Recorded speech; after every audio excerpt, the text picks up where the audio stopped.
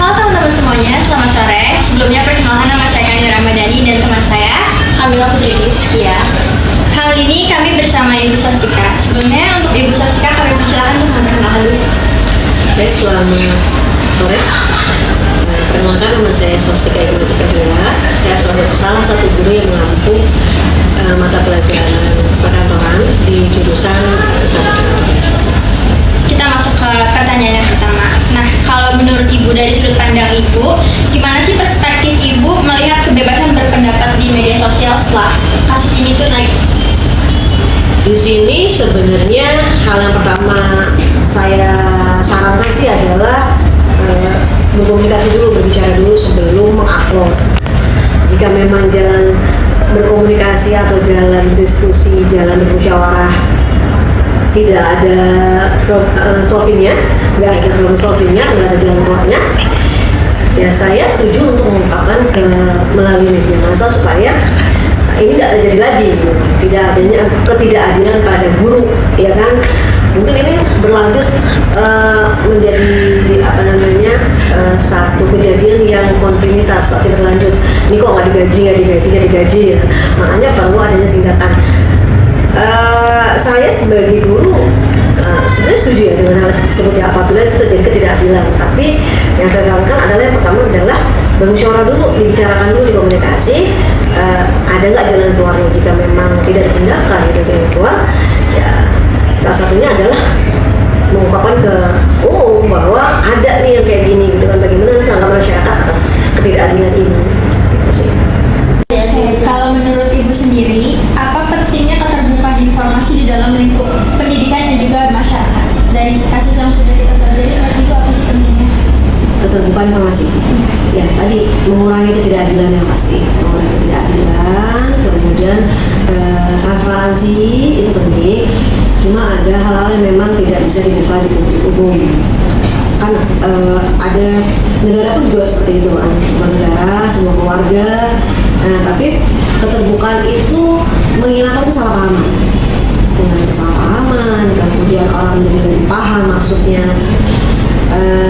Tapi keterbukaan itu juga kadang-kadang kalau terlalu vulgar penyampaiannya, orang bisa juga blunder, bisa jadi baperan juga, tersinggungan yang tinggi. Jadi keterbukaannya bagaimana yang bisa kita ambil dari kasus ini adalah keterbukaan informasi yang pasti. Keterbukaan informasi, alasan, sebab dan alasan kenapa sanggup dibayar. Nah, kemudian alasan sebab kenapa teman ini harus upload.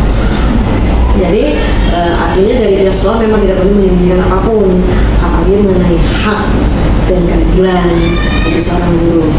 Nah, keterbukaan terlalu terbuka dalam menyampaikan satu inspirasi pasti ada prosedurnya lah gitu. Jadi tidak, keterbukaan itu tidak semuanya harus full gitu kan. Jadi ada proses, ada seperti kamu menyampaikan suatu ide ke guru dalam belajar gitu. Pasti ada tata cara atau kamu pikir apa kata-kata yang kamu ingin sampaikan, seperti itu. Nah, penasaran juga nih, apakah sikap demokrasi masih bisa menjaga kerukunan dan kedamaian di era sekarang menurut Ibu? Masih banget. Demokrasi kan masih toleransi yang tinggi itu sifat demokrasi. Jadi kita bertoleransi adalah salah satu sifat demokrasi. Nah, menurut Ibu, kalau masyarakat ikut berpartisipasi di masalah ini sebagai bentuk demokrasi itu tuh gimana? Kayak mereka tuh hanya menyuarakan tanpa tahu kasusnya itu seperti apa? Saya skip yang kemana yang kedua ya. Suara rakyat perlu sekali. Suara rakyat itu kalau sekarang bahasa Indonesia netizen. Satu kasus tanpa suara netizen nggak akan keluar, nggak akan ter-up dan nggak akan terselesaikan. Contoh kasus kriminal misalnya. Kasus kriminal kalau nggak di-up, nggak ada netizen yang ngomong, nggak ada suara yang netizen tahu sendiri kan, bahasanya itu mulutnya orang nggak kelihatan tapi mulutnya setajam silet gitu kan. Nah itu nggak akan terpecahkan, nggak akan diurusi lah, diperhatikan lah bahasanya gitu. Tapi Tapi saran saya juga bagi netizen yang belum mengetahui duduk masalahnya, sebaiknya memang harus tahu dulu untuk bisa memberikan komen atau komentar atau tanggapan. Kenapa? Karena nanti juga dia akan terjuliti kalau dia asal ngomong juga gitu kan, akan terjuliti oleh orang yang lain. Akhirnya nanti malah sesama netizen malah bentuknya tidak saling demokrasi toleransi kan. Nah, kalau yang untuk yang seperti itu sebaiknya dia lebih mengetahui duduk masalahnya. Tapi suara rakyat, suara netizen kalau di media sosial perlu banget supaya kasus ini cepat selesai.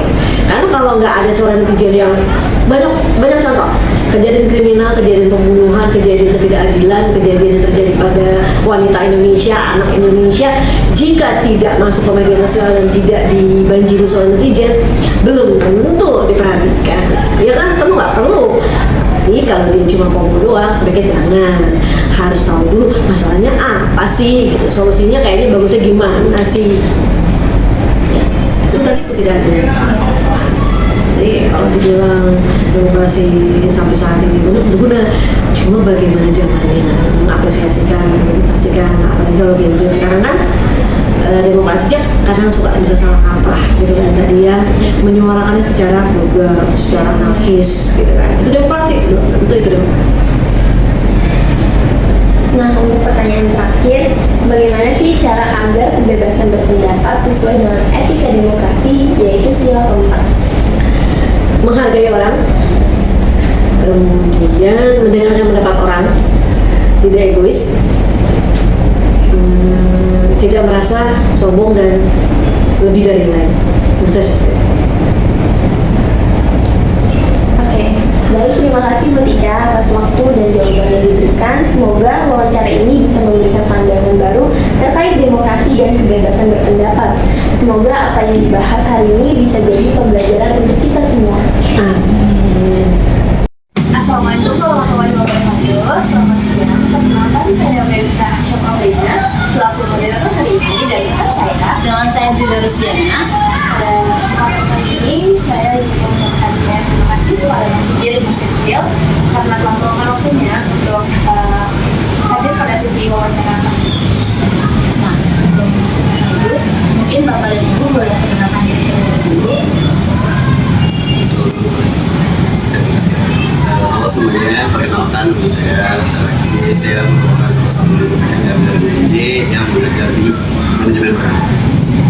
Halo, perkenalkan nama saya Cecilia Azara. Saya juga merupakan salah satu mahasiswa PKM dari UNJ yang mengajar di SMK 48 dengan jurusan manajemen perkantoran. Biar nggak lama-lama, kita langsung masuk aja ke sesi pertanyaan pertama, yaitu Pak, Bu, dari kasus tersebut, gimana sih perspektif Bapak dan Ibu setelah melihat kebebasan berpendapat di media sosial? Oke, kalau menurut Ibu melihat dari kasus tersebut dan tadi bertanya kebebasan berpendapat di media sosial ya, itu tentunya sangat penting karena media sosial itu membuka peluang kita untuk lebih banyak memberikan opini-opini, apalagi untuk keadilan untuk masalah-masalah yang ada, biar tuh masyarakat lebih aware dan juga lebih peduli. Karena dari kasus tersebut kan dilihat niat baik dari dua guru tersebut, dan tetapi ujungnya tidak mendapatkan hal yang baik juga, padahal niatnya awalnya baik gitu. Nah, melihat kasus tersebut, tentunya kita sebagai masyarakat tuh juga mempunyai istilahnya mempunyai hak, mempunyai kesempatan untuk berpendapat di media sosial. Jadi penting banget untuk kita beropini di media sosial. Itu kita bisa menggunakan kesempatan kita. Dan tentunya ketika kita berpendapat di media sosial itu kita juga harus secara bijak dan bisa dipertanggungjawabkan apa yang kita sampaikan di media sosial tersebut. Kalau saya mungkin bisa general kebebasan berpendapat di media sosial itu bisa berpengaruh ke kehidupan. Ada dua hal, pertama positif dan negatif. Kalau soal positif yang memberdayakan. Artinya ada beberapa orang yang tidak mampu menyalurkan suaranya dan dia bisa menggunakan media sosial tersebut untuk menjangkau bagaimana caranya kita sebagai manusia yang hidup bernegara di Indonesia ini mampu untuk menyalurkan apa yang ingin kita sampaikan. Nah, negatifnya adalah perlu adanya etika dan tanggung jawab dari setiap orang ataupun setiap manusia yang ingin berpendapat di media sosial, karena apapun itu semua itu bakal ada pertanggungjawabannya kan. Apa yang kalian bicarakan, apa yang kalian ngomongkan di media sosial, apa kalian yang ketik di media sosial, itu pasti nanti ada impact ke dalam kehidupan kalian sendiri. Jadi kesimpulannya, kebebasan berpendapat di media sosial itu diperbolehkan, tapi harus tahu aspek-aspek yang memang harus diperhatikan dan tahu resiko yang akan muncul di saat kalian berpendapat di media sosial. Juga harus bisa mempertanggungjawabkan. Kita juga bisa lihat ya di antara pihak sekolah dan 20 honor tadi pasti punya perbedaan pendapat menurut Bapak Ibu. Gimana sih cara terbaik supaya keputusan dari gubernur bisa diterima oleh semua pihak? Oke, kalau untuk dari keputusan gubernur itu mungkin bisa diterima dari segala pihak. Kalau misalnya dari pihak sekolah ataupun dari pihak yang bersangkutan itu ada kredibilitas informasi dan juga transparansi terbuka informasi. Kalau misalnya ada beberapa hal yang mau ditutupi dari caranya mereka mendapatkan uang, tapi tidak terbuka ke dalam masyarakat nih, mungkin masyarakat bakalan beranggapan yang dimana hal tersebut merupakan uang, hal tersebut merupakan salah satu cara ilegal untuk mendapatkan uang, tapi tidak gitu maksudnya dari si pelaku tersebut gitu. Jadi si gubernurnya pun juga jangan sampai main asal menghakimi sendiri, karena emang harus ada beberapa fakta dan juga ada beberapa hal-hal yang harus diselidiki biar kasusnya itu tidak mengarah selalu ke hal-hal yang negatif.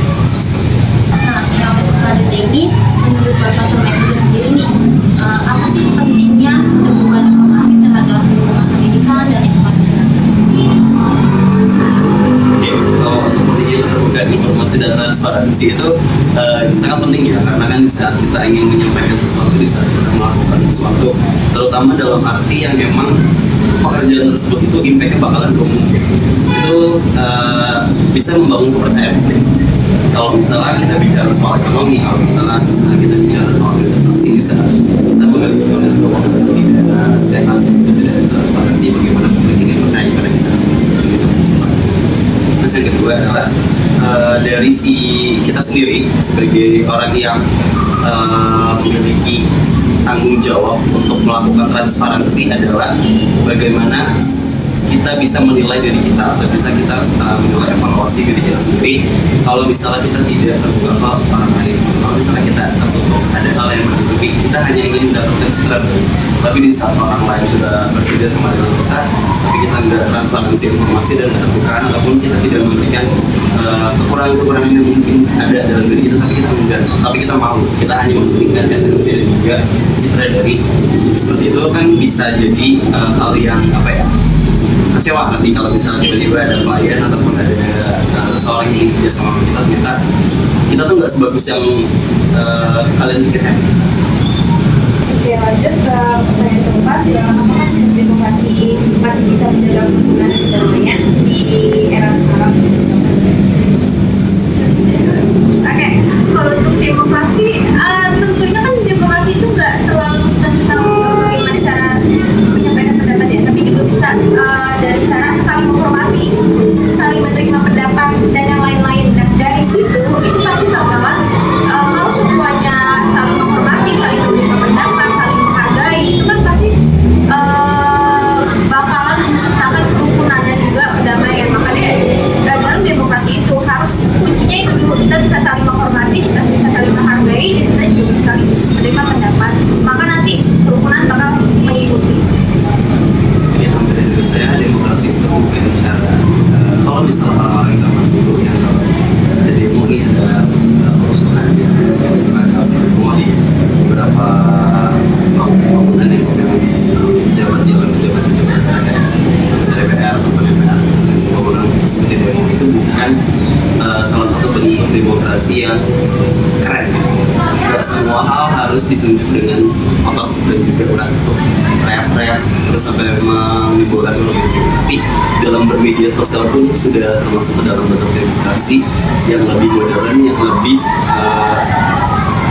bisa diterima gitu. Orang-orang yang lain yang bahkan di luar kasus tersebut masih bisa melihat gitu. Tapi dengan satu syarat, demokrasi tersebut harus tahu cara beretika dengan baik kayak gimana. Jangan sampai kita menimbulkan atau jangan sampai kita memberikan pendapat yang memojokkan seseorang. Jangan sampai kita menyindir rasis gitu. Jadi jangan berhati-hatilah di saat kalian menyampaikan pendapat, baik itu melalui mulut ataupun melalui jari gitu. Karena kan sekarang bukan harimau mulut, tapi jari harimau. Jadi kita juga sebagai manusia yang melek akan teknologi harus tahu pentingnya dan positif negatifnya di saat kita menyalurkan suara kita lewat media sosial. Terus Pertanyaan selanjutnya, apa arti ikut berpartisipasi mengikuti tren sebagai wujud perilaku demokratis? Oke, kalau menurut pendapat saya, ikut partisipasi hanya ikut tren doang gitu, tanpa tahu kasusnya itu gimana akar permasalahannya itu, makanya memang pengen terlihat ada namanya di salah satu kasus, tapi tidak tahu di saat ditanya emang kasusnya apa gitu. Contoh di saat kamu ceritain ke teman kamu gitu, tapi kamu hanya tahu kulitnya aja tanpa tahu akar masalah. Terus kamu ditanya emang awalnya kayak gimana, saya nggak tahu. Itu tuh menurut saya orang yang kurang akan kesadaran dalam berdemokrasi, tanpa tahu pentingnya kalau demokrasi itu bisa ikut tren, ikut menyuarakan pendapatnya, tapi penting juga kasus itu apa di dalamnya gitu. Jadi di saat orang bertanya, di saat kamu diminta pertanggungjawaban atas keinginan kamu atau suara kamu, itu kamu bisa menjawab dengan fakta dan data. Ingat ya, kalau misalnya di saat kita berpendapat jangan cuma opini doang, tapi lengkapilah dengan materi. Karena menurut saya kalau opini doang pun itu bukan sesuatu hal yang memang bisa dikatakan hubungan kamu berdua atau aspirasi kamu itu mempunyai kepentingan untuk ditindaklanjuti. Tapi kalau ada fakta di dalamnya itu mungkin bisa ditindaklanjuti. Kalau cuma sekedar berkomentar apa negatif atau itu masalahnya apa, menurut saya supaya menjadi aspirasi gitu, tapi memang dia menjadi orang-orang yang takut ya kita aja ya. Kalau dari saya, mungkin kita sah-sah aja sebagai masyarakat itu berpendapat di media sosial. Cuma balik lagi kita harus berdasarkan data. Kalau kita tidak berdasarkan data, kita tahu cuma luarnya doang atau kita ikut-ikutan komen orang, itu sama aja kita istilahnya menyebarkan hoax. Karena kan belum tentu orang yang komen tersebut itu benar sesuai kenyataan. Dengan ketika kita mengikuti komenan tersebut, artinya kita juga sama aja menyebarkan hoax, tidak aslian dari kasus tersebut. Nah, penting juga kita juga harus beretika dalam komentar, tidak semena-mena dan apa ya, sebenarnya dalam konteks kalau kita menunjukkan rasa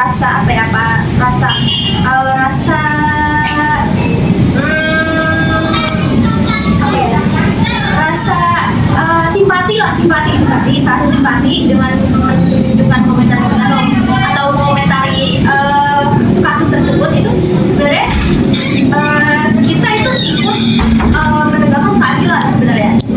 Cuma balik lagi yang kita komen itu benar atau enggak, jadi harus sesuai dengan fakta. Karena kalau nggak pasti itu sama aja kabar hoax. Bagaimana sih Pak, Bu, caranya agar kebebasan berpendapat sesuai dengan etika demokrasi, yaitu di Pancasila? Kalau dari buku itu kan kerakyatan yang dipimpin oleh kebijaksanaan dalam ada artinya kebijaksanaan dan juga ada perwakilan. Di saat orang-orang yang ingin berpendapat jangan sampai menimbulkan tadi yang udah dibilang sama Ustaz, jangan sampai menimbulkan hoax. Karena banyak banget dasar kebijakan yang memang perlu diketahui kita sebagai warga negara, perlu kita ketahui sebagai masyarakat yang hidup dalam sebuah negara, perlu kita ketahui sebagai seseorang individu dalam lingkup keluarga pun sekecil apapun skop dari di mana kamu berada, itu kamu harus tahu bagaimana cara menyalurkan pendapat yang baik. Karena nggak semua orang, nggak semua lembaga dan nggak semua instansi itu mampu menerima pendapat dari seseorang. Karena di saat ya balik lagi sih, kalau misalnya nggak ada kebijakan di dalamnya, nggak ada dasar hukum ataupun nggak ada fakta yang memang mendasari hal tersebut, itu semua bakal sia-sia.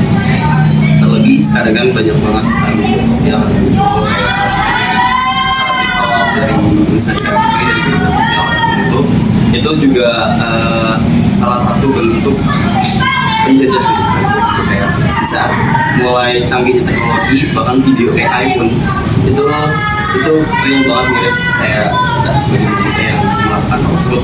Kan kita sebagai manusia harus mau sendiri.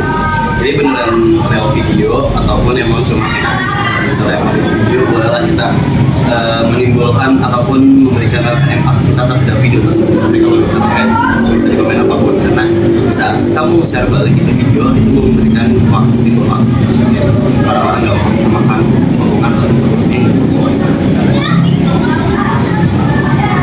Terima kasih para PJ dan diskusi atas waktu yang kami berikan. Semoga wawancara ini bisa memberikan pandangan baru terkait demokrasi dan kebebasan berpendapat. Saya juga berterima kasih banyak kepada Ibu dan Bapak. Semoga yang kita bahas hari ini menjadi pembelajaran untuk depannya. Kurang lebihnya mohon maaf. Wassalamualaikum warahmatullahi wabarakatuh.